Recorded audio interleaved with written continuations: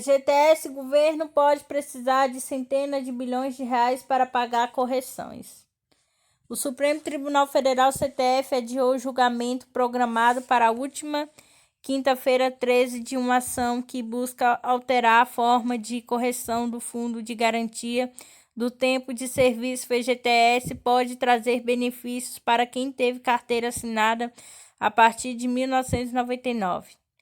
A ação do Partido Solidariedade questiona o uso da chamada taxa referencial TRE, fixada pelo Banco Central para corrigir o FGTS. Há 22 anos, o benefício é corrigido por essa taxa por um reajuste de 3% ao ano, mas como essa atualização não acompanha os índices de inflação, críticos argumentam que a mesma traz a desvantagem para os trabalhadores e depende do resultado desse julgamento.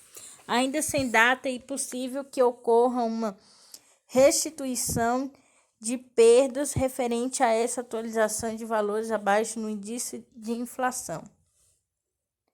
A proposta da taxa referencial mais de 3% não representa a inflação. Ela corrige menos do que a inflação. Então, como se o empregado com dinheiro salvo lá estivesse perdendo o poder de compra, não está tendo correção necessária com o dinheiro dele, afirma Murilo Torelli Pinto, professor de contabilidade financeira atribuída da Universidade Presbiteriana Mackenzie, em entrevista à agência de notícias Sputnik Brasil. Caso o CTF decida acatar o pedido de mudanças, a inflação também deverá ser considerada no reajuste. Se houver pagamento retroativo, o valor pode custar aos cofres públicos centenas de bilhões de reais. Algumas estimativas falam que nestes últimos 22 anos, de 1990 até agora, são mais ou menos 500 bilhões que não foram corrigidos. Um grande problema, segundo Pinto, que o governo não dispõe atualmente de uma fonte de fácil acesso a esses recursos. É neste caso que teria que estudar de onde poderia tirar um valor tão alto para cobrir esses reajustes. As opções, segundo o professor, são tentar reduzir o valor dos gastos já existentes, aumentar a carga tributária das situações bastante complicadas. Tem até uma expectativa de que o julgamento pode gerar esse resultado, não corrigir esses últimos 22 anos, mas essa correção passa a valer após o julgamento, a partir da data do julgamento, explica aí, mais fácil, porque não é um impacto tão grande de 500 bilhões de uma vez. Segundo o conselheiro representante da Central Única dos Trabalhadores, da CUT, José Abelha Neto, ainda é difícil prever o impacto que esse julgamento terá na vida dos trabalhadores, pois há muitos fatores a serem considerados. O impacto é incerto, pois depende do entendimento do CTF. Ele pode manter o TR ou pode decidir que ela é constitucional. Neste caso, pode determinar um novo índice para substituí-la, ou pode determinar que o Congresso delibere sobre a questão. Pode também fazer sua decisão retroagir ou não. Então, as possibilidades são muito amplas e fica difícil prever o impacto financeiro de cada uma dessas alternativas, afirma. Neto sublinha que, embora não exista ainda uma definição sobre a fonte de recursos para suprir a eventual decisão do Supremo, considerando a TR inconstitucional, a União, na qualidade de garantiradora do FGTS, que terá de responder por eventuais consequências de uma decisão da Justiça que determine o pagamento de diferença passada com a agência Sputnik Brasil. Após mais um ano, as pessoas super imunes à Covid-19 vírus não é 100% eficaz, diz especialista. Médico infectologista afirma que cientistas já esperavam que algumas pessoas tivessem resistência ao SARS-CoV-2, porém, como não é possível comprovar a imunidade até o contato com os vírus, as orientações sobre as medidas sanitárias são as mesmas para todos. Após mais de um ano de pandemia, muitos brasileiros devem conhecer alguém que não foi contaminado com a Covid-19, mesmo depois de ter contato próximo com pessoas infectadas. De fato, alguns estudos recentes indicam a possibilidade de indivíduos superimunes ao vírus SARS-CoV-2. Uma pesquisa do Centro de Estado de Genoma Humano, as células-tronco da Universidade de São Paulo, da USP, por exemplo, verificou que gêmeos univitelinos, ou seja, irmãos geneticamente idênticos quando expostos ao vírus, tendem a ter sintomas parecidos. Já entre os que apresentam genomas diferentes, a maior tendência é de casos distintos. O médico infectologista Daniel Junge, com atuação em virologia, explica que, na verdade, os especialistas na área já esperam que as doenças infecciosas, como é o caso da Covid-19, não sejam 100% eficazes em contaminar o corpo humano. Ele detalha que, para se instalar na célula, os vírus precisam ser receptores que, se estiverem com uma conformação diferente, o agente infeccioso não consegue se encaixar para a invasão. Essas resistências já são, de certa forma, esperadas. Claro que a documentação tem seu valor, mas não surpreende, nem todo mundo consegue, digamos assim, adoecer de uma determinada molestia, disse Junge em entrevista com a agência de notícias Sputnik Brasil. O infectologista ressalta que, no caso de hipertensos e diabéticos, ocorre justamente o contrário de pessoas teoricamente resistentes ao vírus. Isso porque os indivíduos deste grupo têm em maior quantidade o receptor chamado de ACE2, que facilita a replicação do vírus no organismo, deixando suscetíveis às manifestações mais graves da doença. É igual a chave, a fechadura, mas em nível molecular. Então, se tem uma diferença que não favorece o encaixe desse vírus, a pessoas resistentes à infecção, afirmou. O especialista explica que, em geral, a conformação das proteínas obedece a uma determinada genética. Com isso, as pessoas podem nunca perceber as suas diferenças genéticas em relação a outras, até que todas sejam expostas ou infecção. A pessoa pode ter um receptor de membrana ou enzimas que não seja favorável à replicação viral nas células e ter uma vida normal sem saber disso, até que um dia se mostra mais resistente à infecção viral, disse.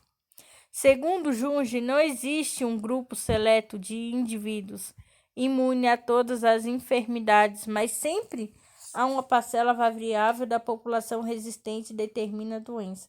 Temos ter raciocínio de que a doença não vai pagar 100% da população, pode ser 95%, 99%, mas sempre vai ter alguém com resistência, explicou. Superimunes podem ter vida normal na pandemia. O infectologista afirma que, mesmo que o indivíduo tenha potencial para ser superimune ao SARS-CoV-2, ele não deve se expor deliberadamente ao vírus.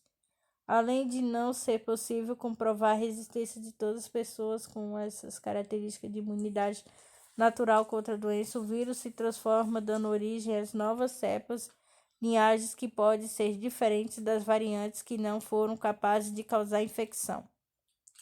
Posso achar que sou imune por ter tido uma experiência em que não me infectei, seja com Jung ou colegas de trabalho. Isso não me dá a certeza e segurança de ter a imunidade, a chance de ser superimune só porque observei um evento e que não me infectei, a pequena alertou Junge. Segundo especialistas, ainda são muitos nebulosos americanos que proporcionam imunidade natural ao vírus, já que não conseguimos identificar com clareza quem superimune, e interessante que todo mundo tenha uma adesão às medidas sanitárias para que se interrompa a cadeia de transmissão, frisou com a agência Sputnik Brasil.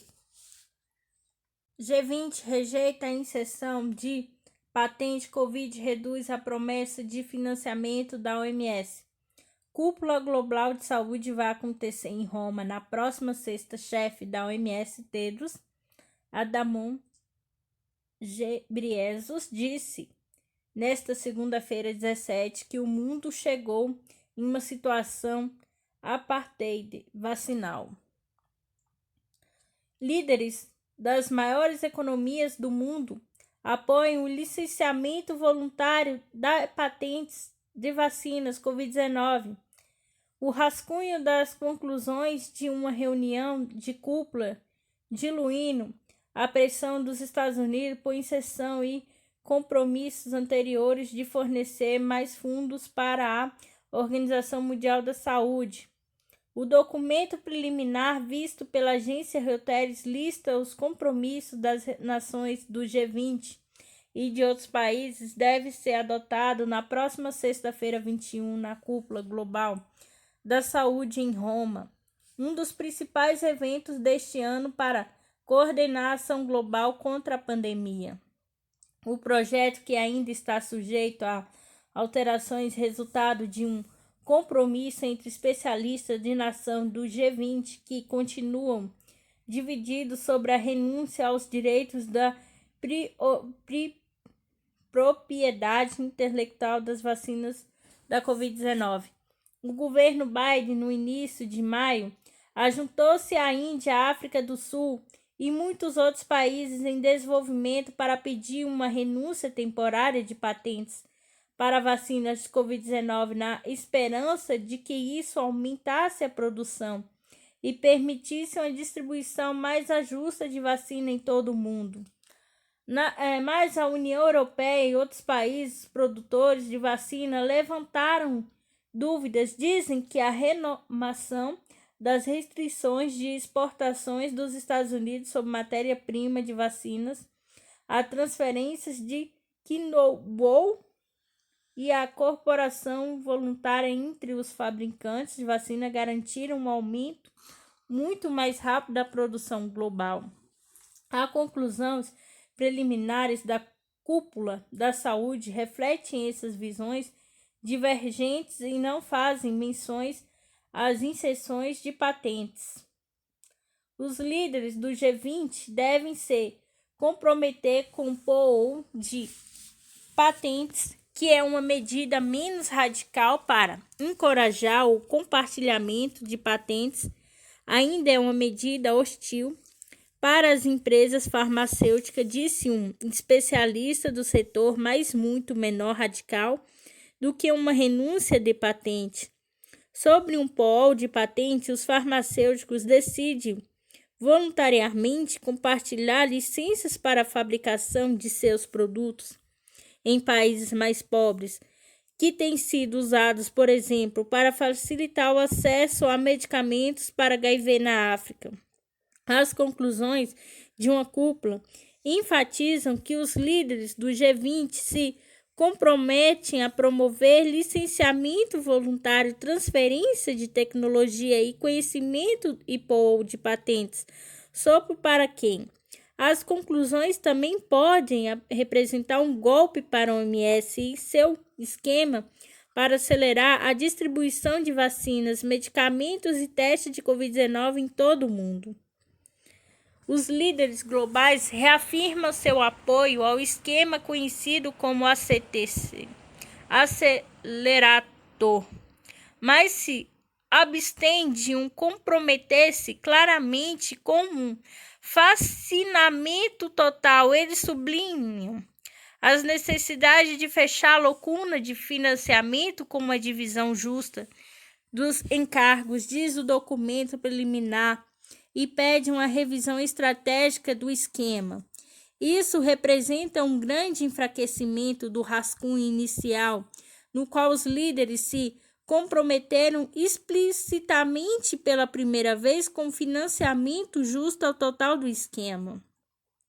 O projeto original, também visto pela Reuters, foi mais influenciado pela Comissão Europeia, que é uma das anfitriões da cúpula ao lado do governo italiano, que detém a presidência do G20 este ano.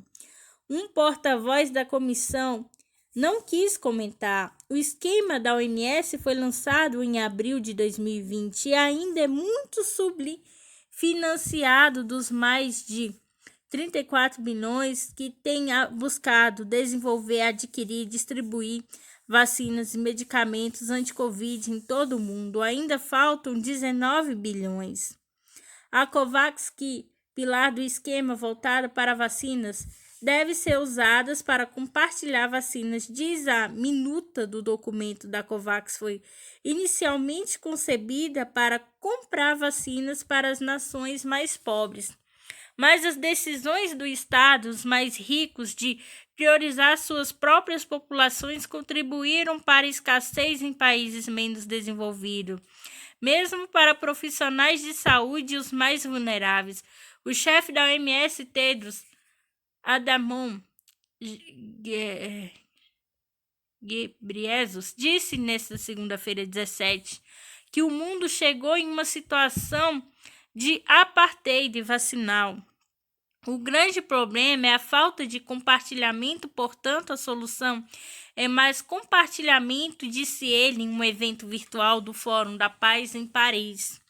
A nova versão das conclusões da cúpula também diz que a OMS deve ser financiada de forma adequada, sustentável e previsível para prevenir e reagir a futuras emergências de saúde. O esboço original era muito mais ambicioso, recomendava uma OMS totalmente financiada, independente e eficaz. O atual sistema de financiamento da OMS tem sido visto como um obstáculo para a agência na ONU, em que depende de reforços regulares dos próprios países que monitoram para preparação para a saúde. A grande parte de seu financiamento também vem de atores privados e públicos que decidem como o dinheiro que doam deve ser gasto, reduzido independências da OMS com a agência Reuters. Trombamento da Florentina. Nossa função é por isso, apoiamos Bolsonaro e não é sustentar malandro que dizem fazer cultura. Nossa função é ganhar dinheiro. Onde está a Florentina? Vamos fazer a principal agência de nosso banco, Franklin Pereira, diretor do Banco da Cédula. A redação tentou entrar em contato com Sérgio Sander, advogado do Banco Cédula, para colher mais informações sobre a declaração do diretor Franklin Pereira. Até o momento não obtivemos resposta. O movimento que pede o trombamento de Fiorentina está programado para próximo domingo 23, uma manifestação em frente ao prédio onde reside Michel Estivelman, dono do Banco Cédula da Delfim Moreira, no Leblon. Em seguida, o movimento parte para a residência do diretor Franklin Pereira, na Barra da Tijuca. Na próxima segunda-feira haverá manifestação em frente ao banco na Rua Gonçalves Dias. Voto impresso. Bolsonarismo tem estratégia de tumultuar e elevar a tensão, diz especialista. Uma reunião da Comissão Especial da Câmara dos Deputados na última segunda-feira, 17, abordou o tema. Bolsonaro voltou a defender a volta do voto impresso na última semana, no sábado 15. O presidente declarou que, se não houver voto impresso nas eleições de 2022, o ex-presidente Inácio Lula da Silva, PT, vai ganhar pela fraude. Vale lembrar que a declaração do presidente surgiu em meio à divulgação da pesquisa da Datafolha, que mostrou que Lula lidera com 41% as intenções de voto para as próximas eleições contra 23% de Bolsonaro. A cientista política, professora da Unirio, Universidade Federal do Rio de Janeiro, Clarice Gurgel, disse acreditar que o sistema de voto não deve ser alterado, apesar de destacar a imprevisibilidade do movimento da história.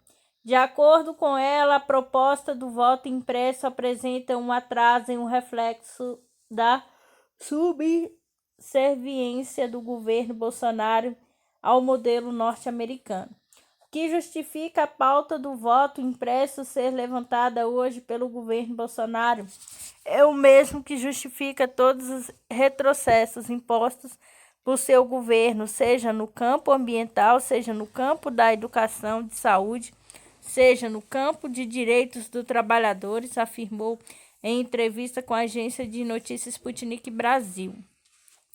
A cientista política informou que a pauta do voto impresso é uma forma do presidente Jair Bolsonaro tentar driblar os obstáculos que hoje ele encontra em face da experiência de 2018, ou seja, para especialista, o êxito que ele alcançou com o uso indiscriminado das fake news durante a campanha de 2018 teria sido uma fraude digital do processo eleitoral que ele tenta em 2022 é uma fraude impressa, completou. Clarice Gurgel observou que o voto impresso já se mostrou ao longo da história do Brasil e se mostra ao longo da história de todos os outros países que mantêm essa estrutura do voto impresso em recurso instável, muito suscetível a fraudes. Agora, infelizmente, o governo Bolsonaro representa um campo do povo brasileiro, da cultura nacional, muito permeado por influência dos norte-americanos. O governo Bolsonaro é um retrato da americanofilia, acrescentou. O cientista político e professor da UNB, Luiz Felipe Miguel, por sua vez, também destacou que desde a implantação do voto eletrônico houve uma redução significativa de fraude no processo eleitoral, além de ser um sistema mais seguro, mais barato e mais ágil. Certamente, a volta do voto manual representaria um enorme retrocesso e eu não acredito que existia nenhuma chance de mudança no sistema de votação, porque não existe nenhum ator político significativo que seja capaz de apontar a impressões ou falhas importantes no sistema de votação eletrônica que a gente tem hoje, disse ele com a agência de notícias Sputnik Brasil. Para cientista político, o governo Bolsonaro tem como estratégia política e manutenção de um grau de tensão forte no país para manter a base militante mobilizada. Isso mantém a polarização forte e mantém as teorias de conspiração que são fundamentais no bolsonarismo, nas suas bolhas discursivas, acrescentou. Neste momento que a gente tem um governo em decadência, um governo que tem pedido apoio popular, os resultados de suas políticas têm aparecido de uma maneira mais clara para a população. Há um presidente que neste momento tem chances reduzidas de conseguir um mandato nas urnas, argumentou Luiz Felipe Miguel. Para especialista, este aumento de tensão em torno do sistema eleitoral representa, então, uma estratégia de tumultuar e de elevar a tensão, de que a ver com a estratégia mais geral da destruição da institucionalidade constitucional no país, com a agência Sputnik Brasil. Araújo nega atrito com China e culpa Ministério da Saúde por decisões. Presidente da CPI confrontou a fala do ex-chanceler sobre chineses. Ministério das Relações Exteriores Ernesto Araújo negou que teve atritos com China durante o período em que ficou à frente do Itamaraty e colocou a responsabilidade do Ministério da Saúde por decisões sanitárias referente à pandemia durante a oitiva. Nesta terça-feira, 18, da Comissão Parlamentar de Inquérito da CPI da Covid-19. Durante os questionamentos do relator Renan Calheiros, MDB Alagoas, Araújo disse por diversas vezes que sua postura e as constantes críticas feitas à China não afetaram a relação comercial com Pequim. Jamais promovia atrito com a China. Chegou a falar, no entanto, o presidente da CPI, senador Omar Isis, lembrou de um artigo escrito por Araújo em que chamava o coronavírus SARS-CoV-2 de coronavírus. Aos constantes ataques contra o embaixador chinês no país por meio do Twitter, o ex-chanceler voltou a falar que não atacou os chineses, mas criticou postagens feitas pelo embaixador chinês Yang Wangning, contrários ao presidente Jair Bolsonaro, e disse ainda que não se sente responsável pelos problemas das entregas de insumo de vacina por parte de Pequim. Calheiros também questionou qual o motivo que, desde Bolsonaro sobre a vacina Coronavac do laboratório Sinovac Biotech, o que está sendo produzida no Brasil pelo Instituto Butantan, ao falar que não sabia quem orientava o mandatário sobre o assunto. Araújo apontou que não a divulgou no sentido de comprar a Coronavac. A China é o país onde se produzem tantas vacinas e as vacinas Coronavac estão sendo importadas pelo Instituto Butantan e as tratativas, segundo entendo, são diretamente entre o Instituto Butantan e os fornecedores chineses, pelo menos durante a minha gestão foi assim, acrescentou.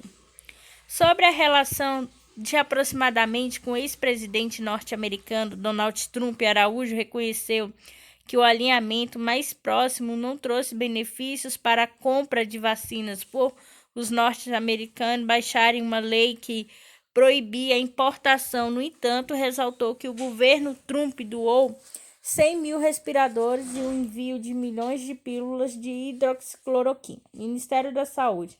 Nós temos mais polêmica com a importação de cloroquina, hidroxicloroquina e na participação da COVAX Facility. O ex-chanceler colocou responsabilidade no Ministério da Saúde. Em março, havia expectativa de que houvesse eficácia no uso da cloroquina para tratamento da Covid. Não só no Brasil, mas no mundo isso abaixou precipitadamente o estoque de cloroquina e fomos informados sobre isso pelo Ministério da Saúde. A pedido do Ministério da Saúde, buscamos facilitar a importação de insumo para a produção de cloroquina, disse Araújo, citando que o presidente Bolsonaro também pediu ajuda para importação no caso da Índia. Havia pressas porque existia uma procura mundial.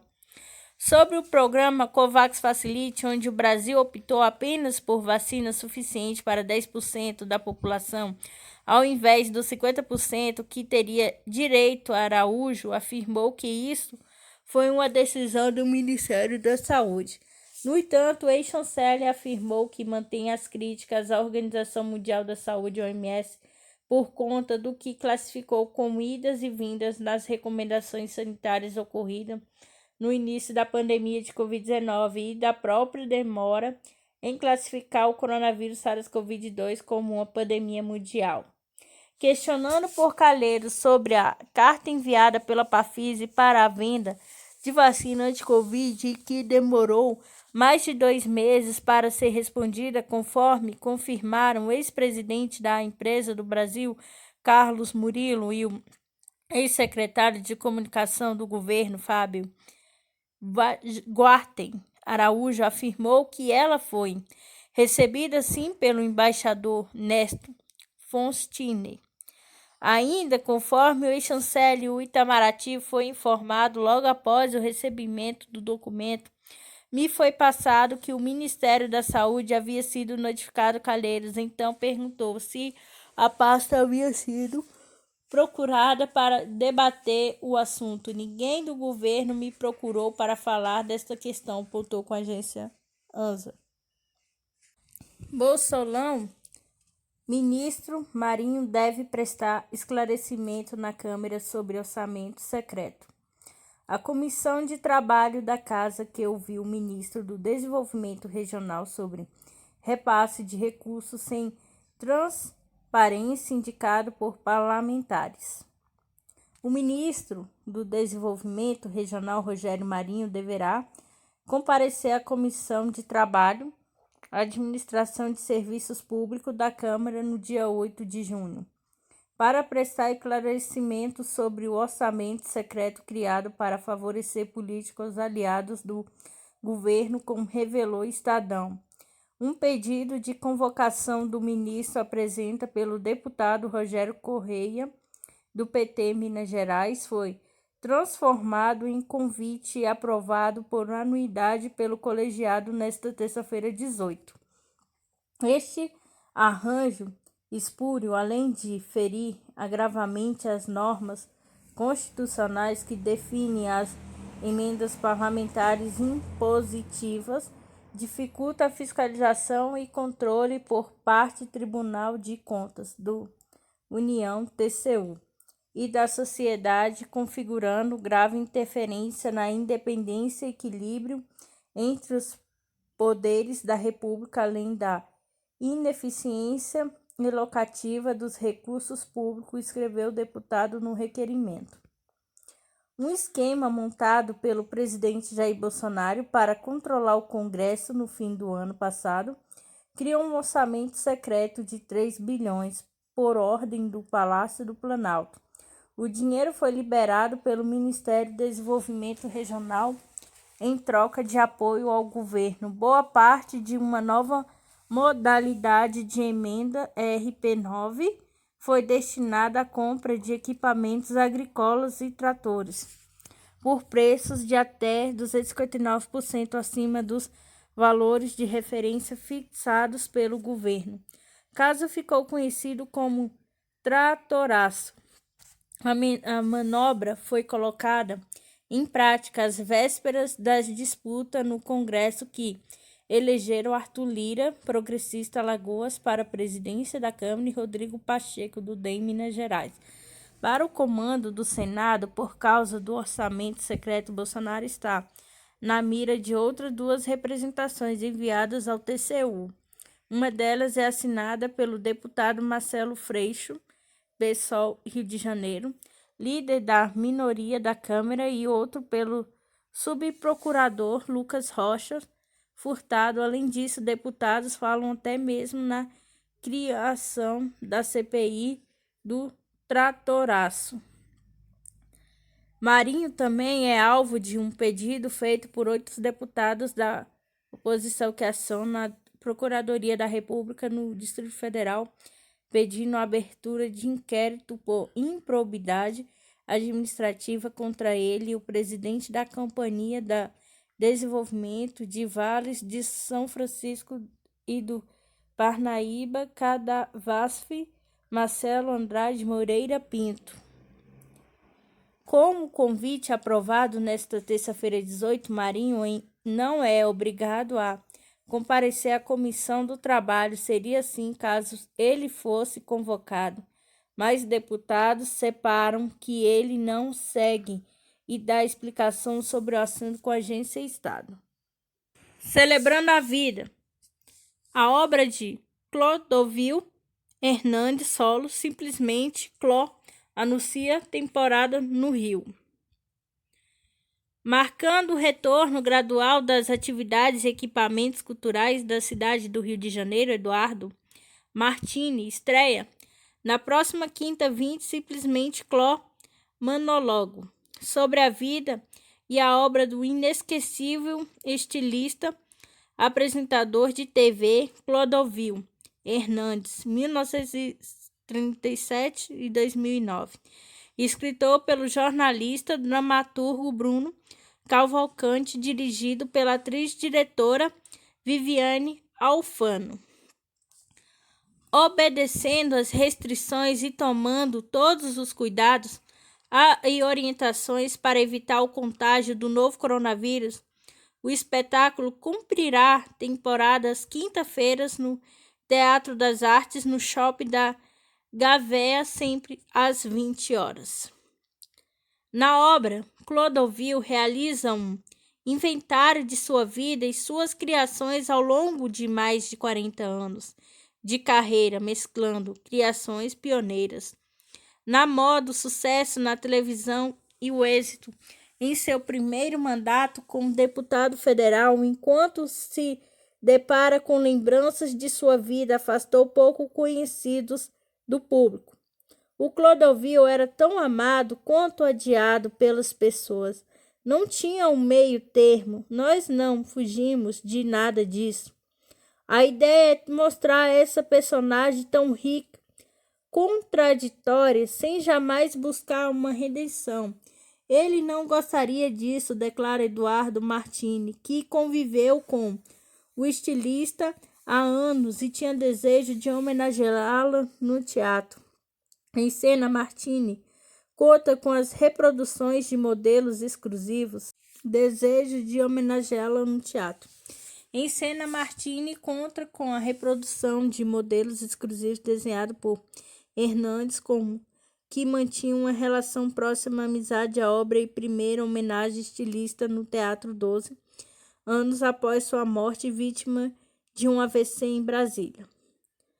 Essa peça é uma vontade muito antiga. Luiz Carlos Góes e eu tínhamos a idade de montar um projeto assim, mas não deu tempo.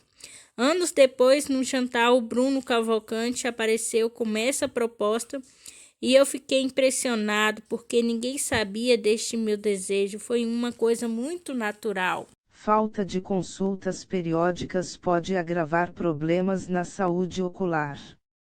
Segundo especialistas, consultas periódicas são de extrema importância porque ajudam na prevenção e tratam precocemente problemas que podem causar cegueira. 60% dos casos de cegueira podem ser prevenidos. No mês em que se comemora o Dia do Oftalmologista, dados do IBOP apontam que 34% dos brasileiros nunca passaram por um especialista. Segundo documento da Organização Mundial da Saúde, OMS, 800 milhões de pessoas no mundo não conseguem adquirir óculos por diferentes motivos. A falta de frequência no médico acontece também em outros âmbitos da saúde e está muito relacionada a motivos financeiros, comportamentais e culturais. Grande parte das pessoas que agendam consultas com oftalmologistas já estão com alguma necessidade de avaliar o uso de óculos ou contam com algum incômodo na visão. Para os especialistas da área, consultas periódicas são de extrema importância porque ajudam na prevenção e tratam precocemente problemas que possam vir a surgir ou até se agravarem, como é o caso da cegueira. A catarata, por exemplo, é uma das principais causas de deficiência ocular e cegueira no Brasil. Cerca de 65 milhões de pessoas têm essa doença, segundo o censo realizado pelo Conselho Brasileiro de Oftalmologia, CBO, em 2019. Outras condições oculares, como miopia, hipermetropia e astigmatismo, correspondem a 49% das doenças visuais em todo o mundo. Mas o dado que mais chama a atenção é o de que 60% dos casos de cegueira podem ser prevenidos. Segundo pesquisas e especialistas da área, algumas das doenças de visão mais recorrentes entre os brasileiros, como a catarata e a miopia, possuem tratamentos indicados e práticas preventivas quando existe um acompanhamento médico. A miopia, por exemplo, que gera uma dificuldade para enxergar longas distâncias, necessita de visitas rotineiramente em um oftalmologista para avaliar a saúde da visão e identificar a oportunidade de adotar melhores hábitos. Outra alternativa para as pessoas que não querem ficar refém de objetos como o óculos e lentes de contato e também não são indicadas para realizar procedimentos a laser na córnea, são as cirurgias refrativas com implante de lente fásica. Uma tecnologia de ponta com mais de 20 anos de existência e mais de 1 milhão de lentes no mundo, como a Evovision ICL, Implantable Contact Lens, da Advance Vision, destaca o oftalmologista Dr. Luiz Otávio Guarnieri.